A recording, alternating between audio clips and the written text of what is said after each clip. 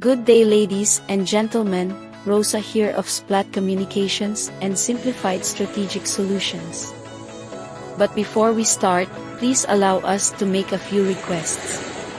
Please don't skip ads. This allows us to remain independent. Please subscribe if you have not done so yet. We promote a healthy discourse in the comment section. Just be mindful of the words you choose, as this is a direct reflection of you as a person.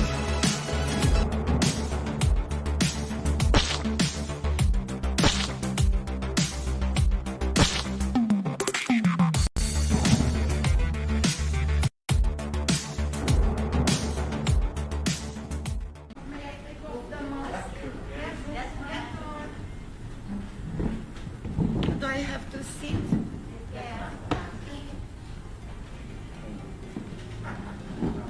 Good morning again. Thank you. I'm glad that there is an interest. I am very honored and delighted to have been received by the President-Elect. As you may know, he accepted to meet the diplomatic corps when he was a candidate. And if I could say, I believe that this is very consistent. The President-Elect is sending a very strong message that the Philippines is open for cooperation all over the world. Frankly, we, Romania, but as far as I know, many other countries, appreciate very much this strong message of openness and willingness for cooperation. We touched upon several issues. We looked at the evolution of the diplomatic relations between Romania and the Philippines. 50 years ago, President Ferdinand Marcos Sr. decided to open relations for the first time with a country behind the Iron Curtain, and that was Romania. And that was a very bold step at the time. So our diplomatic relations we celebrate this year 50 years of diplomatic relations. It's a milestone, it's a momentous event, and we hope that the next 50 years will lead to increased development of our cooperation. What did we discuss? Several issues, or at least we touched upon that. The looming food crisis. And we believe that both the Philippines and Romania, because we have a rich agricultural tradition, we can offset to some extent the looming food crisis. But also we will be able to shield ourselves from it better if we work together.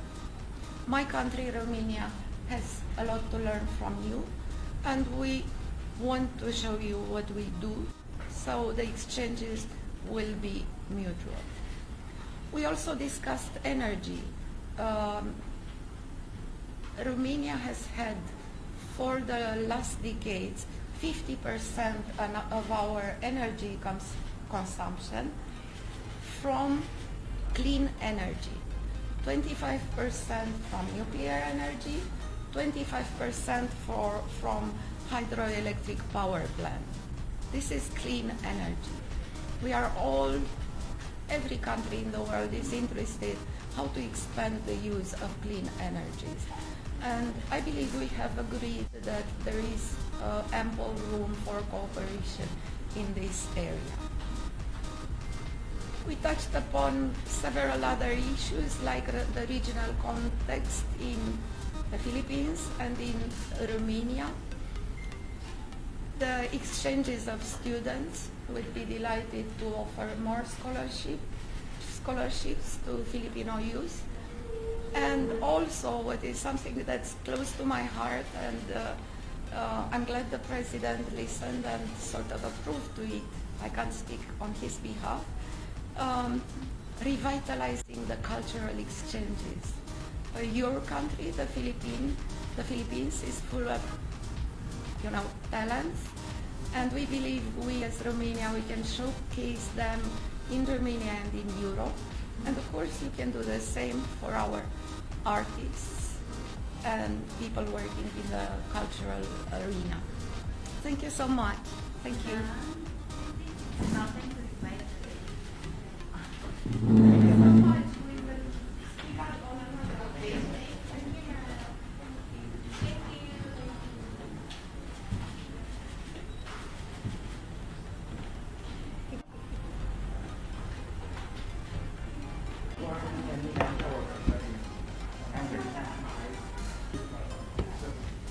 Very good morning.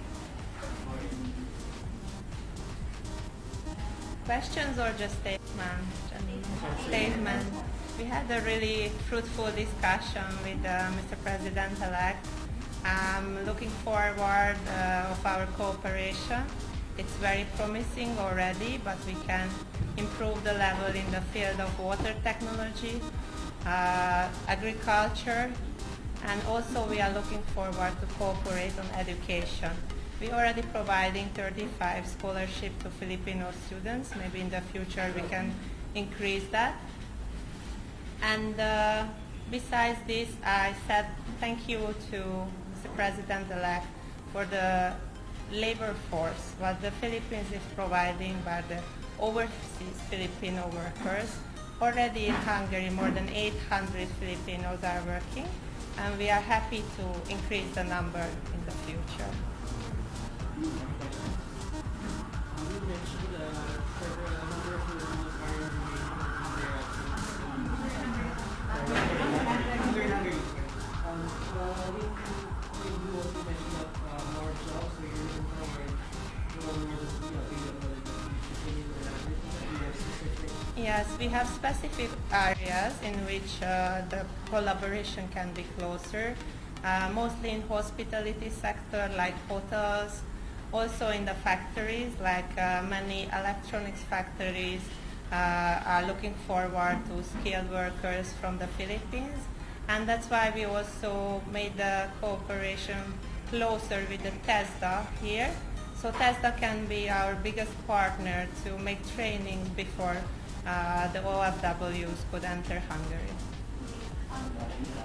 The Romanian ambassador mentioned about the Philippines adjusting the cap on foreign ownership in facilities, saying that more investors can come in and bring in about 15,000 high-paying jobs in the country. Does Hungary share the same sentiment when it comes to urging or appealing to the Philippine government to adjust the foreign investment cap here? Yeah, so we are 10 million of our population is. So in our case, we believe in the close cooperation and close partnership.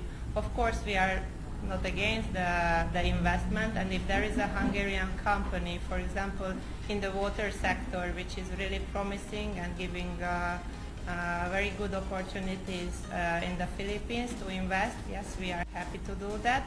But mostly our companies are searching after strong partnerships with local companies and local entities. Thank you very much. Maraming salamat po. And it's still Hungary. Thank you. Maraming salamat.